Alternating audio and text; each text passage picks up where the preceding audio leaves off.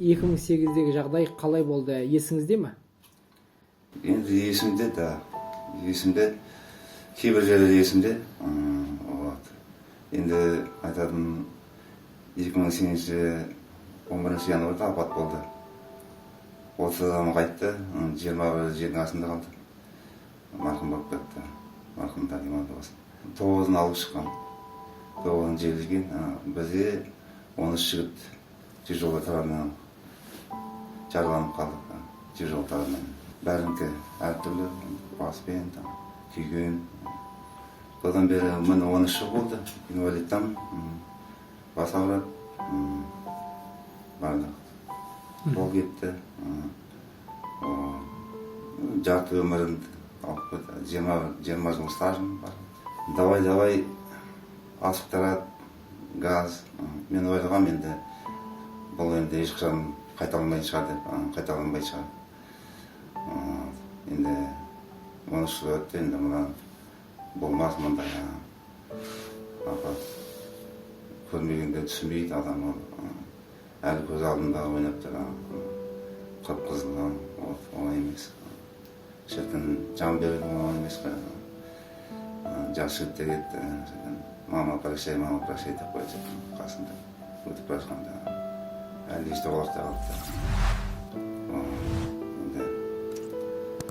Сол енді айтқан енді пенсияны көтерсін, жалақыны көтерсін, план көтереді, планды береді, адам жетіспей жұмыс істеуге, 2-3 жігіт кетеді забойға, өздері сокращение жібереді, үстегілер отырғанда бастықтарымыз. Сосын айтады, жұмыскерлер жетпейді деп айтады. Олай возмущение болады, енді газ енді былай скопление газ болмай шығар деп, қайдан мұндай қайталанбай шығар деп, көрдіңіз ба?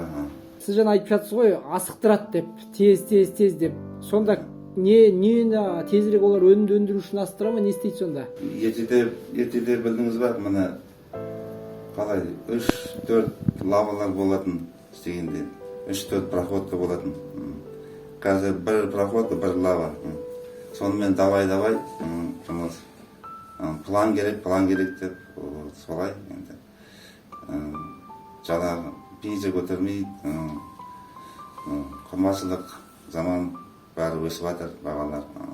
Жаңа жарылыс болған участокқа біреулер бара ма, бармай ма? Ол участок жабық тұр дедіңіз, иә? Ол жерде запечатали дейді. Уже қалай стенка сияқты, уже блокпен бәрін замазали, запечатали, адамдар бармайды дейді әлі. Анда газ, не деп, гордың басшылары енді барады шығар. Жігіттер, қайсыз болған жігіттер, жанып кеткен жігіттер, руықтарынан қорқады, нетеді дейді, кейбір жігіттер бармайды дейді. Мемлекет тарапынан төленетін, жалпы мынау мүгедектік үшін төленетін төлемақы, жәрдемақы төлене ме толыққанды әлде қалай? Толық төлейді ғой.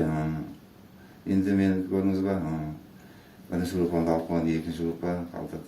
Сол пенсиямды өйтіп тастағанда. Енді биыл алып отырмыз енді. Істегім келеді жұмыс.